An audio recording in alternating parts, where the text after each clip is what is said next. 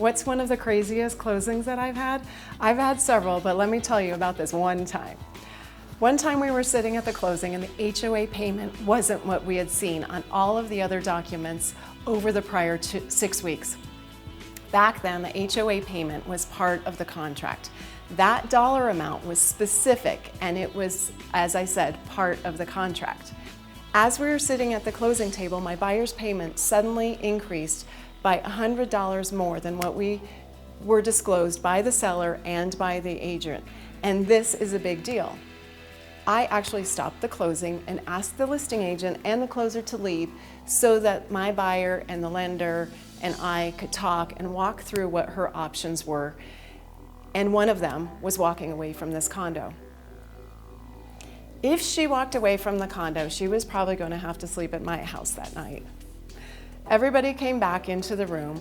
We asked the agent or the seller if they were willing to give any concessions since they disclosed the wrong HOA payment. He said no. He got cocky. He basically was a jerk. I stood up and said, I'm leaving. My client stood up next, and our lender, our big 6'4" football player, stood up last, and we walked out.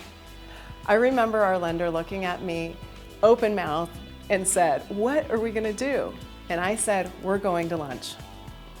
My client and I had known each other for 15 years, so she trusted everything that was happening. She could afford the extra $100, but it was the principal, and I couldn't believe that the agent acted like he did. So we went to lunch. And of course, the minute we sat down, my phone was blowing up. His client wasn't at the closing table, and so she didn't realize what he was doing. We ate our lunch, we didn't make any hasty decisions, and we let them think through all of their options. When they gave us the concession that we wanted, we went back to the closing table and we closed that afternoon. In the state of Colorado, if there's something not right at the closing table like that, we could have backed out and we would not have been in default.